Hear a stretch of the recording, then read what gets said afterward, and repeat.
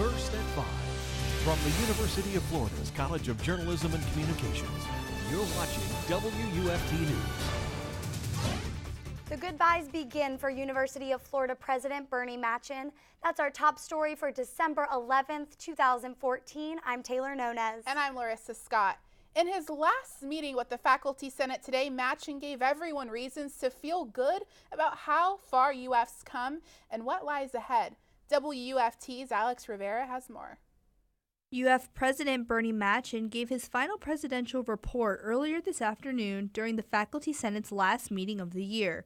Senate members who gave their thanks and gratitude to Machen for his service to the university were emotional during the meeting. A member of the administration says what he'll remember most about Machen is his leadership and ability to work well with others. It has always been very encouraging to work with him. He's always an inspiration to you to really do an excellent job and to do it in a very, in a way that benefits all constituencies, students, faculty, and administrators alike. The Faculty Senate provided Machen with a proclamation thanking him for the work he put into the university during his tenure. Machen expressed his gratitude towards the faculty and commented on the state of the university now compared to when he first arrived. I've forgotten or something, but this feels right. It feels like I'm supposed to be out of here, and yet I'm leaving the place better, I think, than when I came. I feel good about the new president who has the same values that I have and that you have. And given where we could have been 2 years ago, I think we're feeling pretty good about ourselves. There's never any telling how long a university president's tenure will last, but the national average is roughly 7 to 8 years. For James Bernard Machen, who was UF's 11th president, it turned out to be 11 years. 11 wonderful years, according to that man who asked from the start that we just call him Bernie. Gift cards remain the most popular present this holiday season, but guns are another item Florida shoppers are buying. WUFT's Carla Byron joins us from the newsroom with that story. The Florida Department of Law Enforcement says the kickoff to the holiday shopping season brought a spike in gun sales. Certain western states have always led the way in gun ownership, but polls showed Florida catching up to the national average in recent years. Today, I spoke with one local gun store owner who's benefiting from the trend and the holiday rush. Yes, no, exactly. Ghost dream. No, but yeah. Patrick White is a regular customer at Lawful Defense Guns and Transfers in Gainesville. He purchased a handgun last holiday season thinking about year-round protection. I don't live in the best neighborhood, but I figure if I have a handgun or whatnot, it's safer to use inside of an urban environment. Gun store owner Glenn Jones saw a jump in sales during this year's Black Friday weekend. We've been in business 3 years. It was our biggest November. Probably on the neighborhood of 20 to 25% larger than the November of 2013. FDLE says November 28th was the third busiest day for gun sales in the state. More than 8,300 background checks were conducted.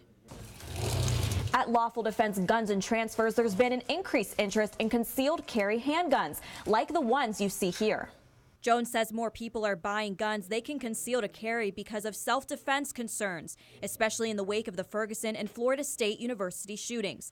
Great holiday deals also have something to do with the sales boost.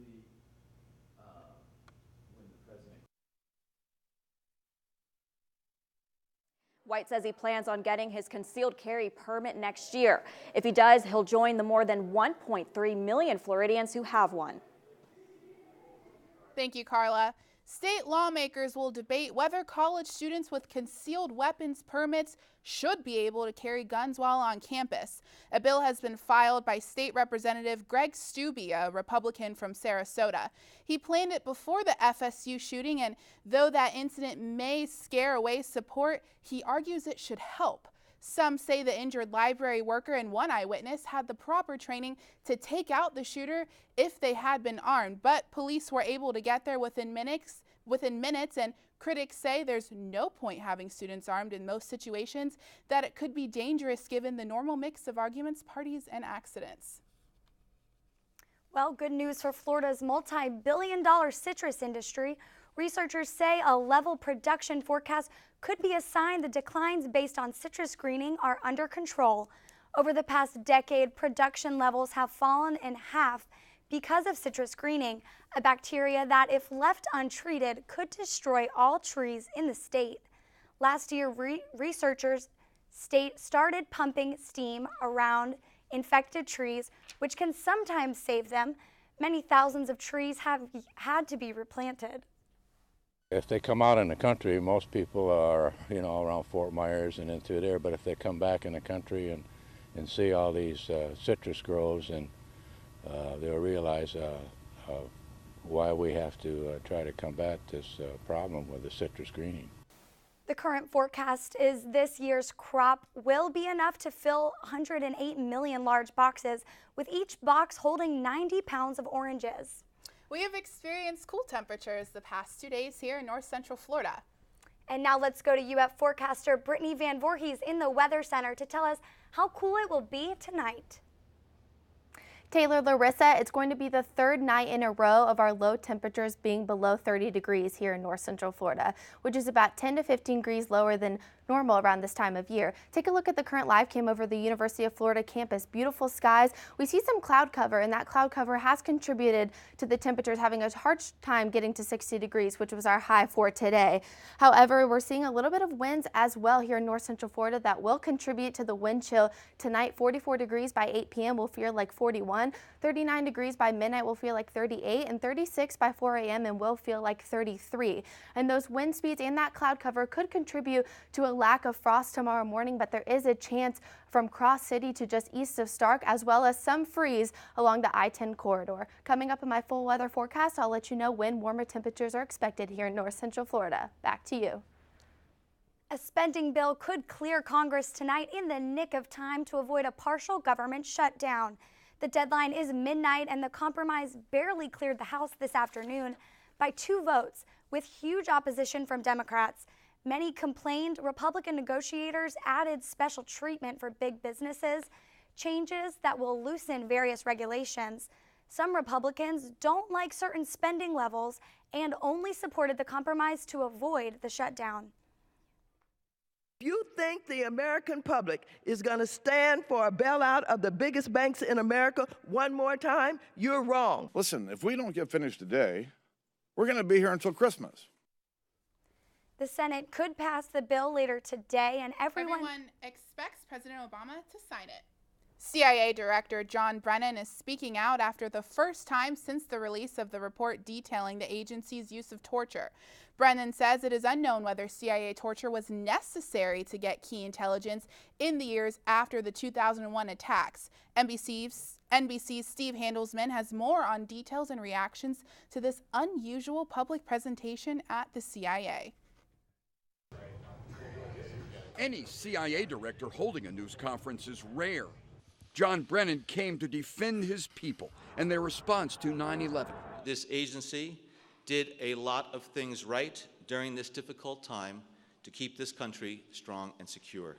Now the CIA is stunned by the Senate report, charging much more use of torture than the agency revealed to the White House or Congress. In some instances, we simply failed to live up to standards that we set for ourselves. But on a big issue, whether torture worked to get Osama bin Laden, Brennan called it EITs for enhanced interrogation techniques. And Brennan was in the Situation Room as a White House advisor the night the SEALs killed the al-Qaeda leader. Brennan said information from tortured detainees was used, but he said it is not clear that torture was necessary. The cause and effect relationship between the use of EITs and useful information subsequently provided by the detainee is, in my view, unknowable. That echoes the White House. It is impossible for anyone to know. President Obama banned torture, but has not moved to prosecute agents or shake up the CIA, despite demands for that. And frankly, even this great agency needs to be accountable. So the debate rages on. If you're faced with 2,000 or 3,000 Americans dying and someone's head being held underwater, I would say hold his head underwater. But now the CIA chief is on the record that it's unknowable if waterboarding or other kinds of torture actually worked. I'm Steve Handelsman, NBC News, Washington.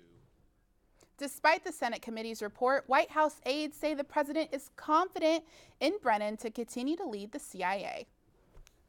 Up next, one SEC championship team is getting in the holiday giving spirit. And if you think lowering your salt intake is the key to maintaining your blood pressure, you may want to think again. That story when we come back.